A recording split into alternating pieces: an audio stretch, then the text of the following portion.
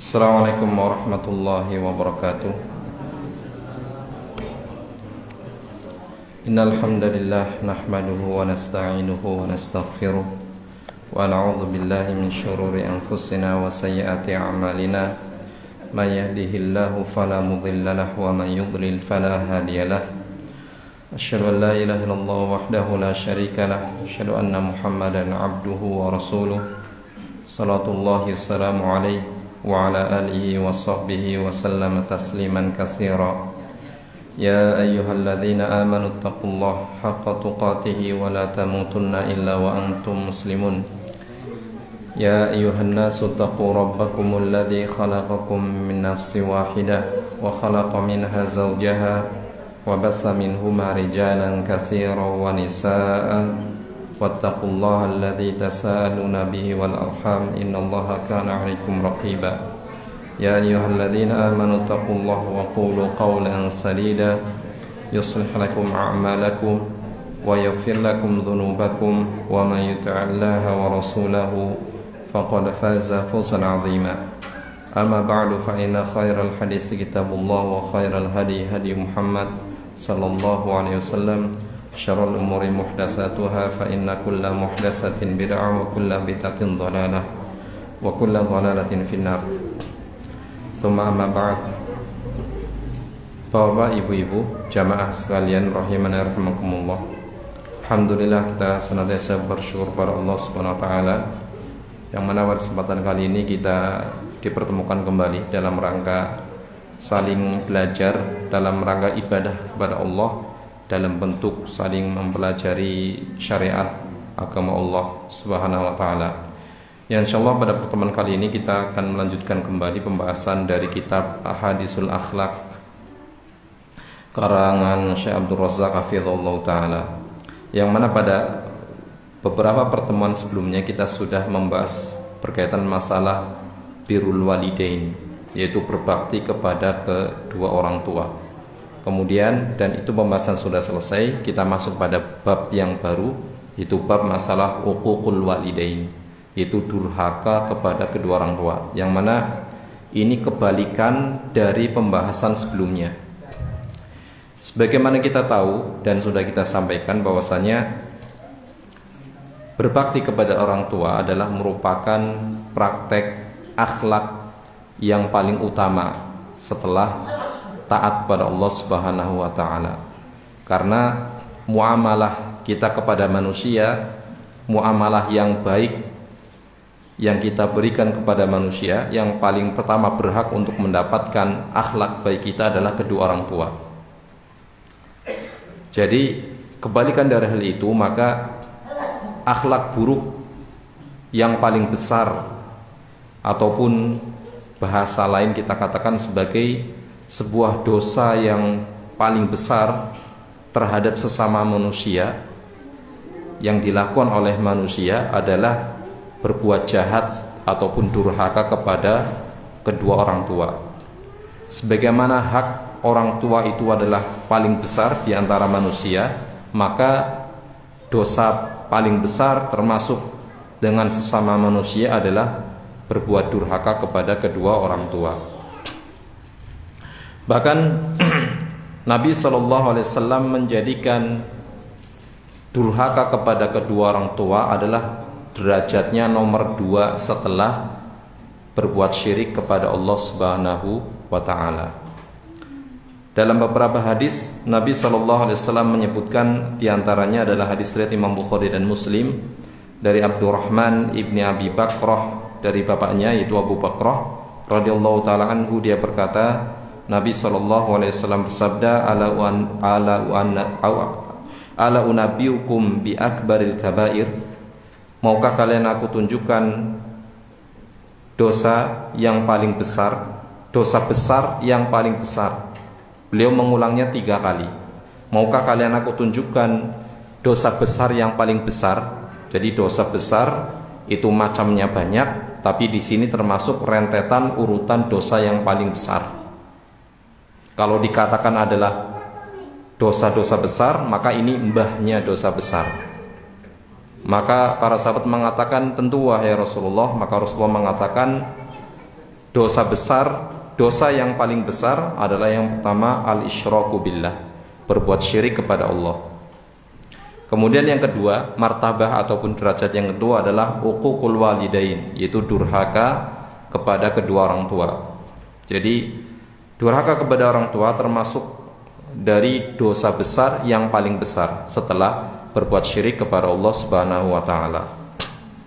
Wa jalasa kana muttaqian, kemudian setelah menyebutkan dua dosa besar itu, Rasulullah bersandar senderan, kemudian beliau mengatakan ala wa qaulu zur. Kemudian beliau mengucapkan dosa besar yang paling besar nomor 3 setelah syirik kepada Allah, berdurhaka kepada orang tua, yaitu yang ketiga adalah qaulu zur, ucapan yang dusta. Wa qala fama zala yukarriru hatta qulna laitahu sakat. Kemudian Rasulullah mengatakan berulang-ulang qaulu zur, yaitu dosa ucapan yang dusta, ucapan yang dusta.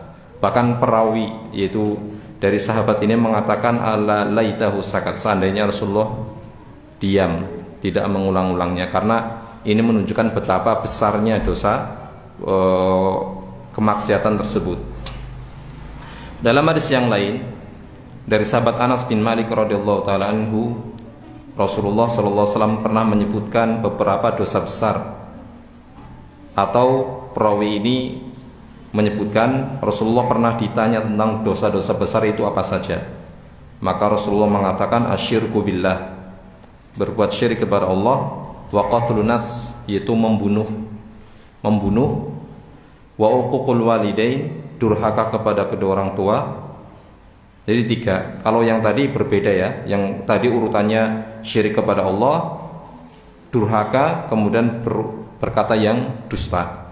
Kemudian yang ini syirik kepada Allah, membunuh, kemudian uququl walidain, durhaka kepada kedua orang tua. Kemudian Rasulullah mengatakan ala unabbiukum bi akbaril kabair. Rasulullah menyebutkan, apakah engkau ingin aku kabari tentang dosa besar? Di antara dosa besar yang paling besar itu adalah qaulu zur atau qala syahadatu zur. Itu Rasulullah menyebutkan di antara dosa besar yang paling besar selain yang tadi disebutkan adalah ucapan yang dusta atau persaksian palsu, syahadatu zur. Ucapan yang dusta atau persaksian palsu itu sama, karena ketika seseorang menjadi saksi tapi dia persaksiannya palsu, berarti sama saja dia telah berucap dengan ucapan yang dusta. Dalam hadis yang lain juga sama. Hadis riwayat Imam Bukhari dari sahabat Abdullah bin Amr ibn al-As radhiyallahu ta'ala anhuma, Nabi sallallahu alaihi wasallam mengatakan al-kabair, dosa-dosa besar adalah syirik kepada Allah, durhaka kepada orang tua, membunuh, dan al-yamin al-ghamus, yaitu persaksian palsu. Jamaah sekalian rahimakumullah, dari 3 hadis ini menunjukkan bahwasanya durhaka kepada orang tua itu merupakan dosa yang sangat besar, bahkan digandengkan dengan perbuatan syirik kepada Allah Subhanahu wa taala.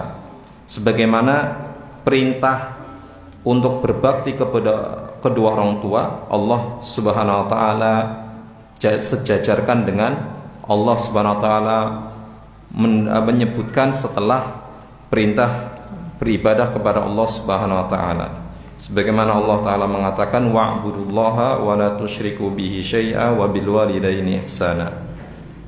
Beribadahlah hanya kepada Allah dan janganlah berbuat syirik kepadanya, dan berbuat baktilah kepada kedua orang tua.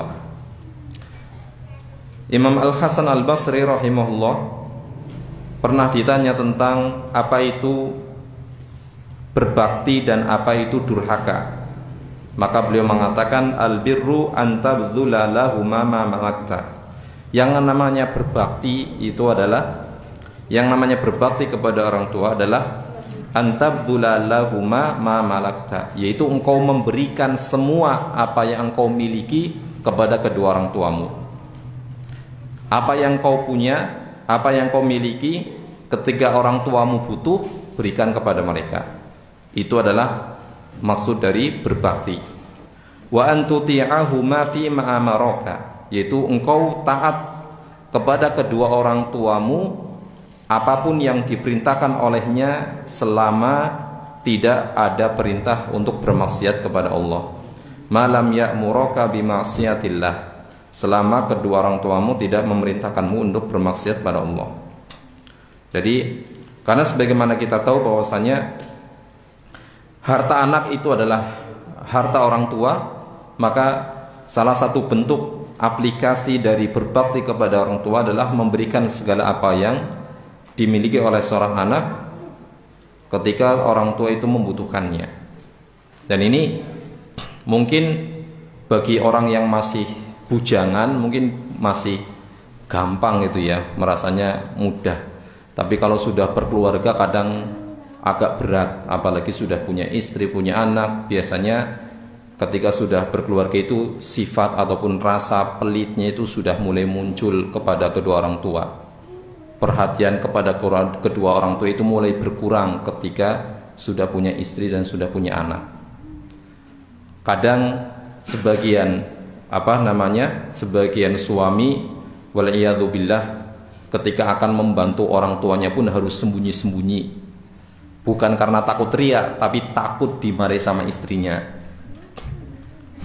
Mau ngirim uang bulanan langsung potong gaji dulu karena takut. Kalau nggak takut ya orang kepenak, malah jadi ribut. Mending orang usah ngerti daripada ngerti nggak malah jadi ribut. Itu salah satu ujian, memang itu salah satu ujian bagi seorang suami dari keluarganya. Meskipun kadang alasannya adalah sebuah alasan yang makul, alasan yang masuk akal. Dalam artian mesti seorang istri pasti akan menyebutkan kebutuhan-kebutuhannya, gitu ya.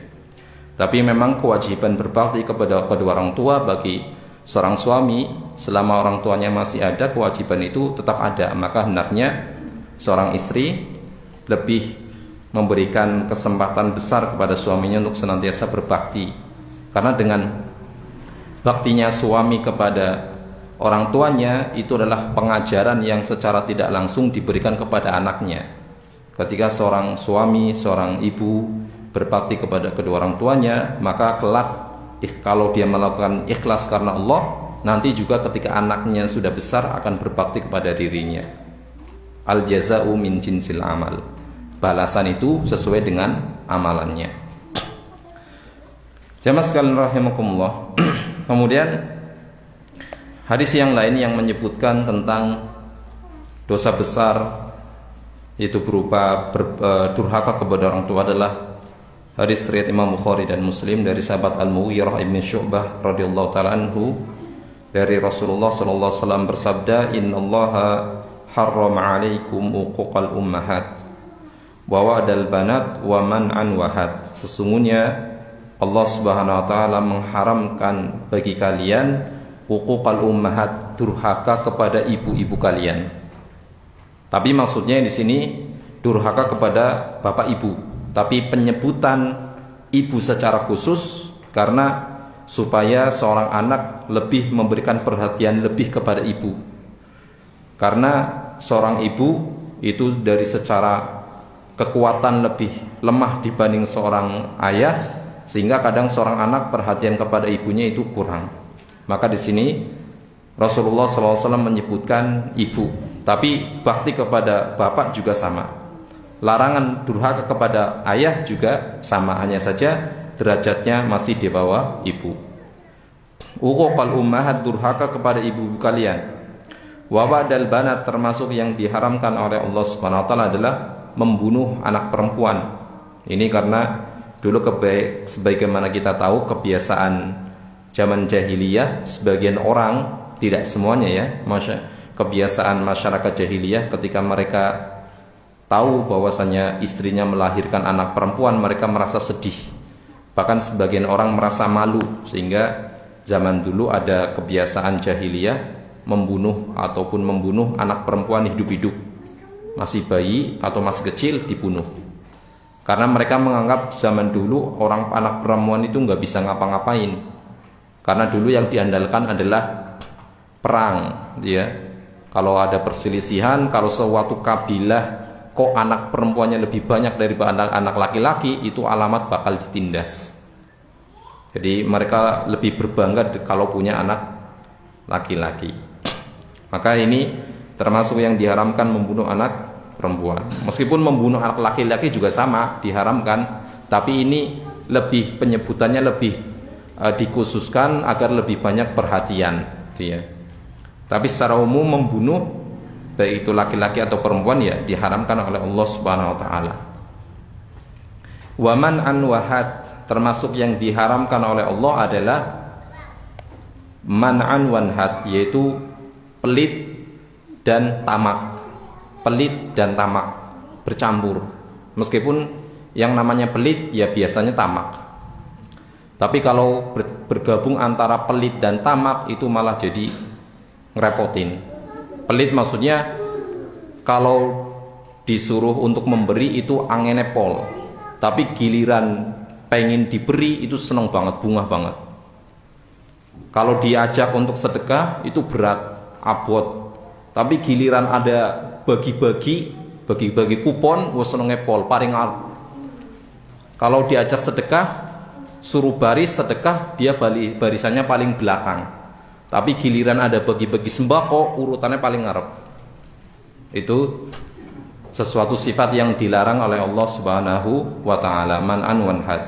Wa karihalakum salasah, dan Allah Subhanahu wa taala membenci tiga hal, yaitu qila wa qal, yaitu katanya, yaitu mencamaikan berita yang tidak jelas sumber dan kebenarannya. Qila wa qal, katanya, jarene, ya. Wa kasratas sual, yaitu banyak tanya dengan tujuan untuk berdebat, bukan untuk mencari ilmu. Banyak tanya tujuannya hanya untuk hiburan saja, bukan untuk mencari ilmu. Wa idha'atal mal, termasuk yaitu menghambur-hamburkan uang, menggunakan harta yang Allah titipkan kepadanya untuk sesuatu yang tidak ada manfaatnya atau kurang manfaat. Tapi kemudian hadis yang lain dari sahabat Abdullah ibni Umar radhiyallahu taala anhuma, dia berkata, Rasulullah sallallahu alaihi wasallam bersabda, salasatun la yanzurullahu ilaihim yaumal qiyamah. Ada tiga golongan yang mana Allah Subhanahu wa taala tidak akan melihat kepada mereka di hari kiamat. Yang dimaksud tidak melihat di sini adalah la yanzur bi'ainir rahmah, yaitu tidak melihat dengan pandangan penuh kasih sayang. Karena seluruh makhluk nanti dari kiamat Allah melihat semuanya, tahu semuanya. Tetapi orang-orang yang Allah sebutkan yang memiliki kesalahan-kesalahan tertentu, Allah Subhanahu wa taala tidak akan melihatnya dengan pandangan yang penuh kasih sayang, tapi melihatnya dengan penuh kemurkaan. Seperti la yanzuru ilaihim yaumal qiyamati wa la yuzakihim wa lahum adzabun alim, la yukallimuhullah, atau yang semisalnya. Kalau ada hadis ataupun ayat yang menyebutkan bahwasanya Allah tidak mengajak bicara, Allah tidak melihat, yang dimaksud adalah tidak mengajak bicara, tidak melihat dengan pandangan penuh kasih sayang, tapi dengan penuh kemurkaan. Tiga golongan tersebut yang mana Allah Subhanahu wa taala tidak melihatnya dengan pandangan penuh kasih sayang adalah yang pertama, al-aqu liwalidayhi, itu orang yang durhaka kepada kedua orang tua. Sampai di hari kiamat pun Allah masih benci kepada orang tersebut, orang-orang yang durhaka kepada kedua orang tuanya. Wal mar'atu al-mutarajjilah, termasuk orang yang sangat dimurkai oleh Allah adalah ketika seorang wanita yang mirip laki-laki, ya, wanita yang gayanya gaya perempuan. Hah? Oh ya, wanita yang gayanya laki-laki bukan perempuan, sama ya. Apa istilah kita ya? Tomboy, ya, tomboy. Ya, wanita yang bergaya laki-laki. Wadayus, yaitu orang yang tidak ada rasa cemburu terhadap keluarganya, istrinya dan anak-anaknya, khususnya istrinya yang tidak menutup aurat, dibiarkan saja. Boncengan dengan bukan mahramnya dibiarkan saja. Maka ini termasuk orang-orang yang tidak dilihat oleh Allah Subhanahu wa taala dengan pandangan penuh kasih sayang. Wal salasatun la yadkhulunal jannah, dan ada 3 golongan yang tidak akan masuk ke dalam surga. Tapi tidak akan masuk surganya ini bukan selama-lamanya, karena ini termasuk masih di bawah dosa syirik. 3 golongan yang tidak masuk surga adalah yang pertama al-aqu liwalidayhi, yaitu durhaka kepada kedua orang tua. Jadi balasannya untuk durhaka kepada orang tua 2. Sebelum masuk neraka sudah dilihat dengan diplototi, dipandangi dengan pandangan penuh kemurkaan, kemudian dia tidak masuk ke dalam surganya Allah. Wal mudmin alal khamr, yaitu orang yang maniak dengan minuman keras, yang suka minum minuman keras. Wal mannan bima ata, termasuk yang tidak masuk surga adalah orang-orang yang suka mengungkit-ungkit pemberian, memberikan sebuah pemberian tapi dia kemudian mengungkit kebaikan yang telah dia lakukan. Ini termasuk golongan orang-orang yang tidak masuk surga. Maka poinnya di sini bahwasanya Rasulullah SAW ketika menyebutkan golongan yang tidak dilihat oleh Allah dan golongan yang tidak akan masuk surga, perbuatan durhaka kepada kedua orang tua masuk ke dalam 2 kelompok ini, mendapatkan 2 hukuman dari Allah Subhanahu wa taala.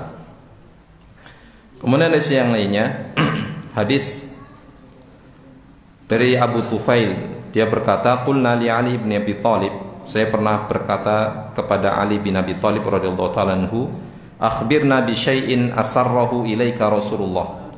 Wahai Ali, ceritakanlah kepada kami sesuatu yang dirahasiakan oleh Rasulullah kepadamu. Maka Ali bin Abi Thalib radhiyallahu ta'ala anhu mengatakan, ma asarra ilayya syai'an katamahu annas. Saya tidak pernah menyembunyikan sesuatu yang Rasulullah berikan kepadaku, tidak pernah aku sembunyikan kepada manusia, aku sampaikan semuanya. Walakinni sami'tuhu, tapi aku pernah mendengar beliau mengatakan, la'anallahu man dzabaha li ghairillah. Semoga Allah melaknat orang-orang yang menyembelih untuk selain Allah. Wa la'anallahu man awa muhdisan, dan semoga Allah melaknat orang-orang yang melindungi para pelaku kemaksiatan, orang-orang yang melindungi orang-orang yang berbuat dosa. Wa la'anallahu man la'ana walidayhi, dan Allah Subhanahu wa taala juga melaknat orang-orang yang melaknat kedua orang tuanya.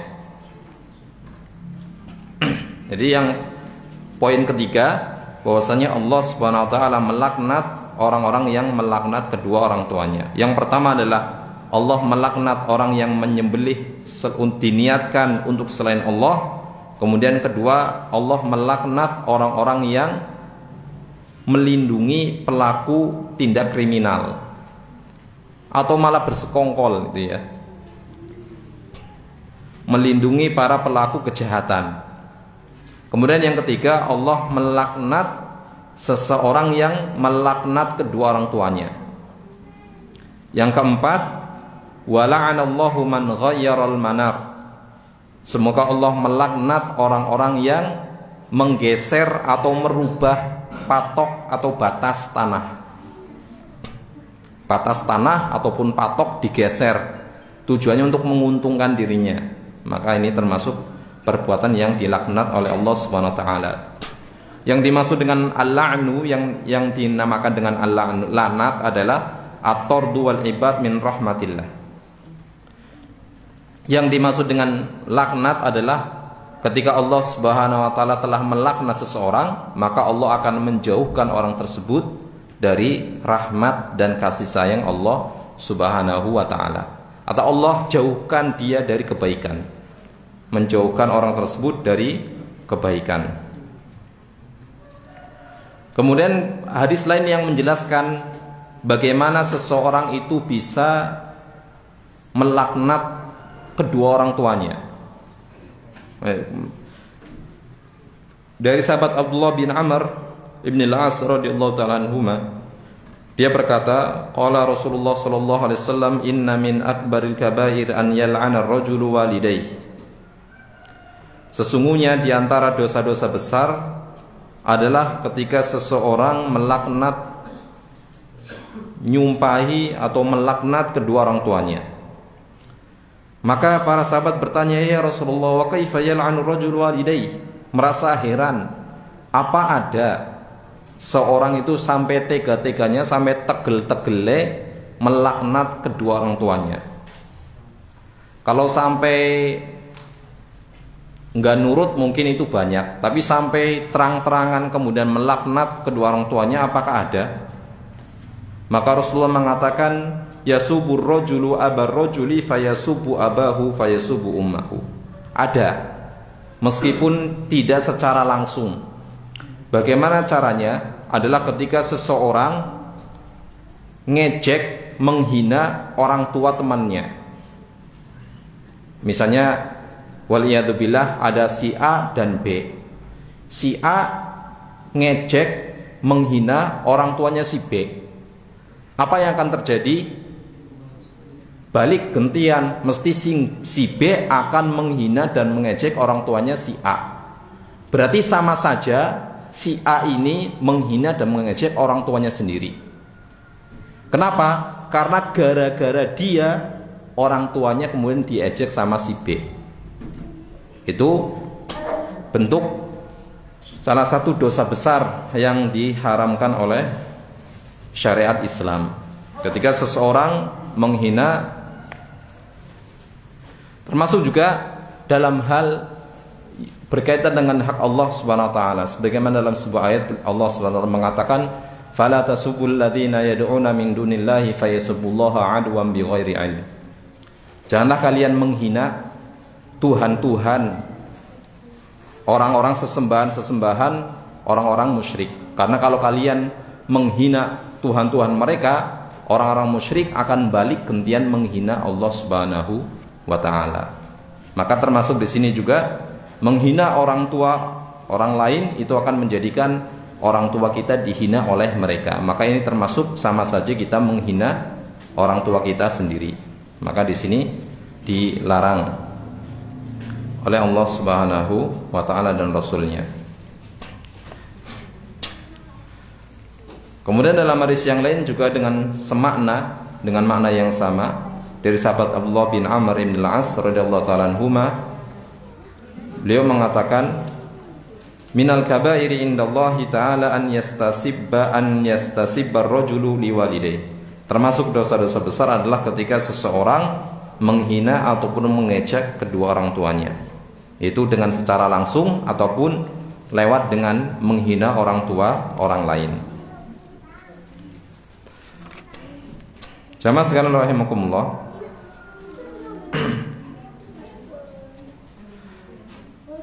Kemudian hadis yang selanjutnya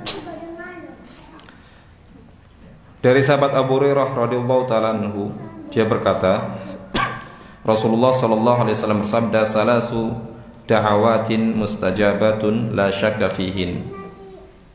Ada 3 doa yang mustajab. Ada 3 doa yang mustajab. Bahkan Rasulullah mengatakan la syakka fihin, tidak diragukan lagi, pasti dikabulkan. Apa doa tersebut? Da'watul mazlum, yaitu doa orang yang terzalimi. Wa da'watul musafir, dan doanya para musafir. Orang yang sedang safar, itu doanya pasti dikabulkan. Selama syarat-syarat yang lain terpenuhi ya. Da'watul mazlum, yang pertama adalah doa orang yang dizalimi. Sebagaimana Nabi SAW dalam hadis yang juga mengatakan, wattaqi da'watal mazlum fa innahu laisa bainahu wa bainallahi hijab. Takutlah kalian dari doa orang yang terzalimi. Sesungguhnya doa orang terzalimi itu antara Allah dan dia tidak ada penghalang. Da'watul musafir, yang kedua adalah doanya orang musafir.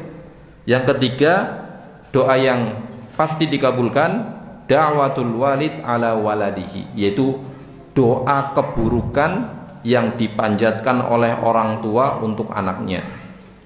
Jadi ini menjadi perhatian bagi kita, khususnya orang tua, untuk hati-hati jangan sampai doani sing elek buat anak. Apalagi dalam keadaan marah, anaknya rewel, menjengkeli, kemudian tiba-tiba orang tua mendoakan doa yang jelek buat anak. Itu doanya dikabulkan, diijabahi oleh Allah Subhanahu wa taala.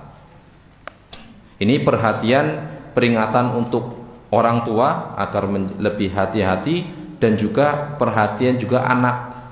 Jangan sampai membuat orang tua marah. Karena kalau orang tua marah kemudian bahasanya apa ya? Nyepatani dia, doani yang jelek malah nanti terkabulkan. Anak juga nyesel, orang tua juga nanti biasanya juga nyesel juga, gitu ya. Ini termasuk peringatan agar berhati-hati dari durhaka kepada kedua orang tua, karena doa orang tua itu mustajab, dikabulkan oleh Allah Subhanahu wa taala. Termasuk juga doa kebaikan. Ya, doa kebaikan dari orang tua untuk anaknya juga termasuk doa yang dikabulkan oleh Allah Subhanahu wa taala. Kemudian beliau penulis kitab ini, Syekh Abdul Razak hafizahullah taala, menyebutkan lagi contoh bahwasannya doa orang tua itu adalah doa yang dikabulkan oleh Allah Subhanahu wa taala. Salah satu kisah yang beliau sebutkan tentang bukti bahwasanya doa orang tua itu dikabulkan, yaitu sebagaimana dalam hadis riwayat Imam Bukhari dan Muslim dari sahabat Abu Hurairah radhiyallahu taala anhu, Nabi sallallahu alaihi wasallam pernah menyebutkan, lam yatakallam fil mahdi illa salasah. Tidak ada yang berbicara dalam kondisi masih bayi kecuali 3 orang. Itu bayi yang bisa bicara itu cuma ada 3. Yang pertama adalah Isa bin Maryam, Isa anaknya Maryam alaihi wassalam, wa sahibu Juraij, yaitu Juraij. Wa kana Juraijun, yang Juraij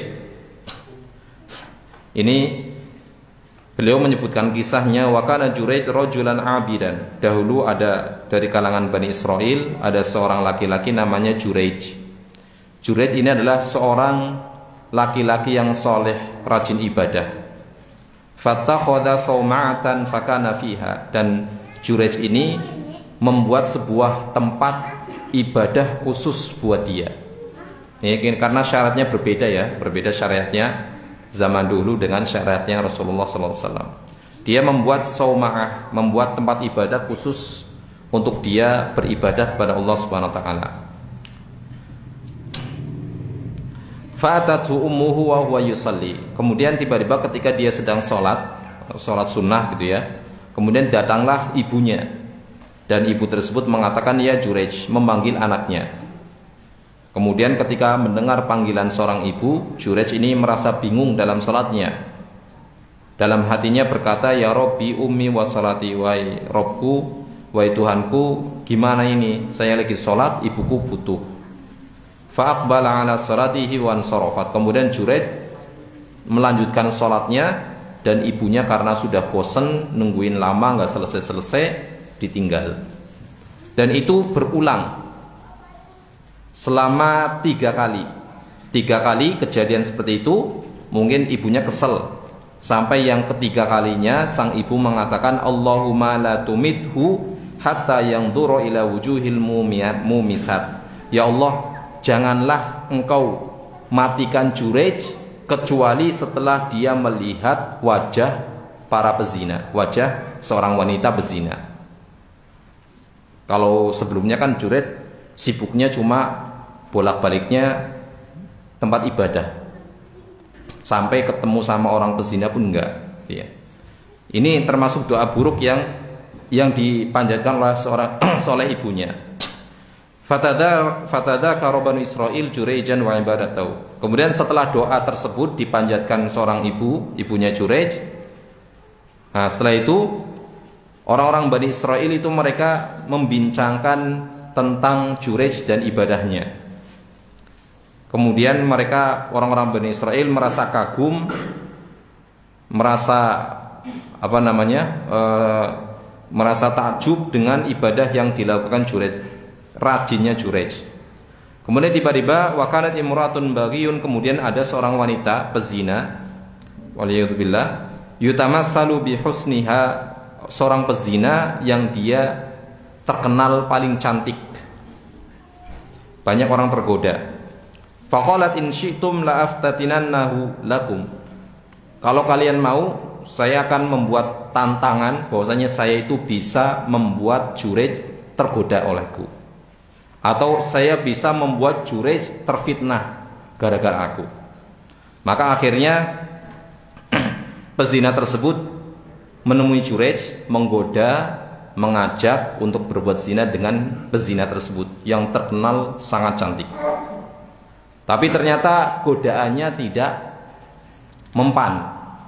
Karena putus asa, sang wanita tersebut menggoda Jurej nggak bisa, akhirnya sembarangan ketemu ada seorang laki-laki seorang pengembala, kemudian berzina dengan dia sampai hamil, melahirkan, punya anak.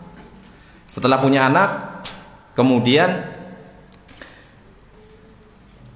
setelah pezina tersebut punya anak, kemudian koar-koar ngomong kepada masyarakat bahwasanya bayi yang saya lahirkan ini adalah anaknya Jurej. Sehingga orang masyarakat kena hasutan wanita tersebut, sampai karena saking marahnya mereka menuduh, oh ternyata selama ini rajin ibadah, ternyata berzina dengan seorang pezina. Kemudian akhirnya karena masyarakat marah, mereka menghancurkan tempat ibadahnya Jurej, dihancurkan. Kemudian mereka membawa Jurej, ditanya, diinterogasi. Mereka mengatakan, engkau telah berzina dengan wanita ini sehingga melahirkan seorang anak. Wanita tersebut juga mengatakan, iya, saya berzina dengan Jurej. Tapi kemudian Jurej mengatakan, sabar, tunggu dulu. Kemudian mana anaknya, bayinya? Kemudian Jurej minta bayinya didatangkan. Kemudian Jurej minta izin sholat 2 rakaat. Setelah selesai sholat, Jurej mendatangi sang bayi. Kemudian ditekan perut bayi tersebut. Setelah ditekan, ditanya sama Jurej, ya ghulam man abuk, wahai bayi, siapa bapakmu? Kemudian tiba-tiba bayi tersebut mengatakan, bapakku adalah si fulan, pengembala, seorang pengembala. Sehingga kemudian masyarakat geger, ternyata apa yang dilakukan salah. Kemudian mereka minta maaf dan mau membangunkan, karena saking menyesalnya masyarakat sampai menawarkan kepada Jurej, bagaimana kalau tempat ibadahmu kami bangun kembali, tapi kami bangun dengan emas. Tapi kemudian Jurej menolak, minta dibangunkan dari tanah sebagaimana sebelumnya. Di sini, dalam hadis ini menunjukkan bahwasanya doa ibunya Jurej dalam kondisi dia kesal terhadap anaknya, doa keburukan yang dipanjatkan itu ternyata dikabulkan oleh Allah Subhanahu wa taala. Maka di sini perhatian kepada seorang anak agar lebih menjaga kedua orang tuanya, jangan sampai membuat marah, membuat kesal kedua orang tuanya sehingga membuatnya marah. Termasuk juga sebagaimana tadi kita sampaikan bahwasanya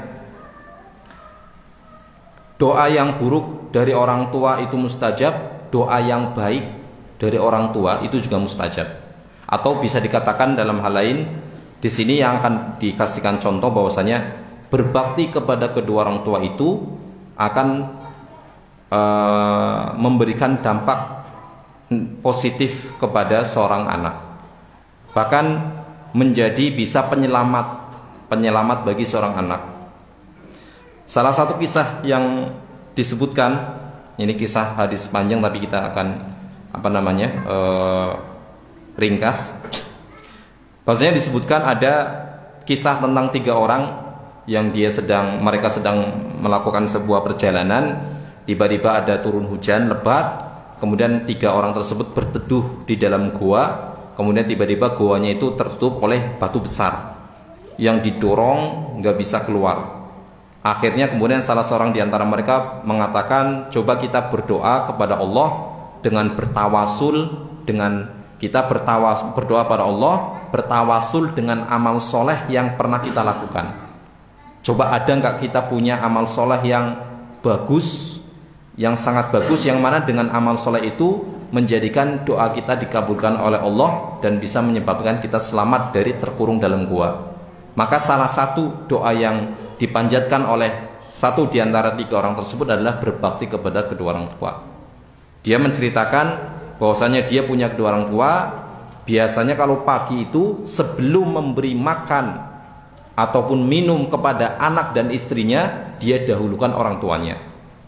Bahkan sampai kemudian dia bekerja, kemudian telat pulang ke rumah, orang tuanya belum makan, kemudian dia telat memberikan makan kedua orang tuanya sampai orang tuanya tidur.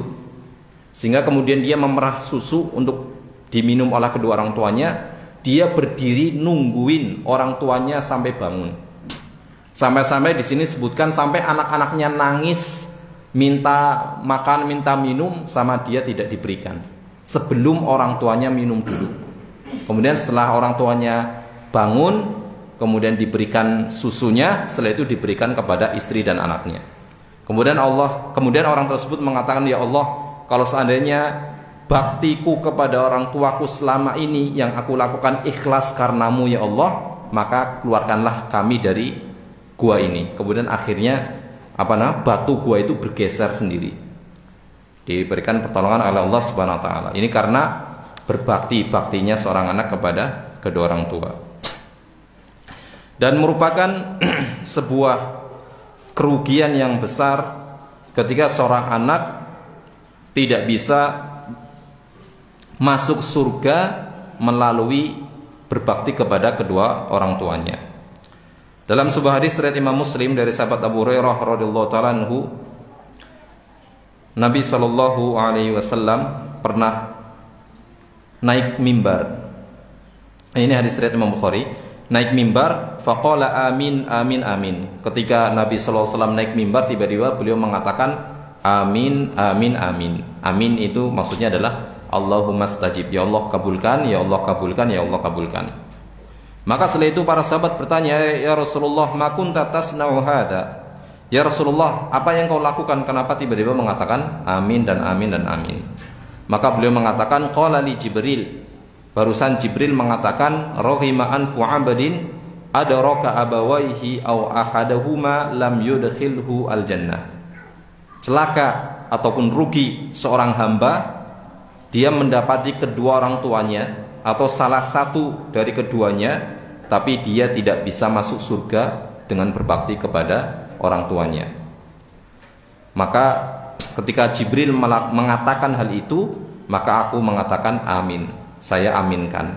Jadi ketika malaikat Jibril mengatakan seorang hamba itu rugi ketika dia tidak bisa masuk surga melalui pintu berbakti kepada orang tua, padahal dia mendapati kedua orang tuanya atau salah satu dari keduanya, maka dia termasuk orang yang rugi, orang yang celaka. Tsumma qala rahima anfu 'abdin dakhala 'alaihi Ramadan lam yufar lahu. Termasuk sebuah kerugian besar adalah ketika seorang menemui bulan Ramadan tapi tidak mendapatkan ampunan dari Allah. Kemudian termasuk kerugian yang besar adalah ketika seseorang disebutkan nama Rasulullah sallallahu alaihi wasallam tapi kemudian dia tidak bersolawat untuk Rasulullah sallallahu alaihi wasallam. Ini karena salah satu pintu surga itu adalah dengan berbakti kepada kedua orang tua. Ketika memiliki kesempatan besar untuk bisa masuk surga melalui pintu berbakti kedua orang tua tapi kemudian kita tidak bisa mendapatkannya, maka ini adalah sebuah kerugian yang besar. Kemudian yang terakhir adalah hadis dari Abi Bakrah radhiyallahu taala anhu disriwayatkan Imam At-Tirmidzi, disahihkan oleh Syekh Al-Albani. Rasulullah sallallahu alaihi wasallam mengatakan, ma min dzanbin ajdaru an yu'ajjilallahu li sahibihi al-uqubata fid dunya ma yadakhiru lahu fil akhirah minal baghi wa qati'atir rahim. Rasulullah sallallahu alaihi wasallam mengatakan tidak ada dosa yang lebih pantas untuk disegerakan hukumannya oleh Allah di dunia selain ada hukuman tambahan nanti di akhirat.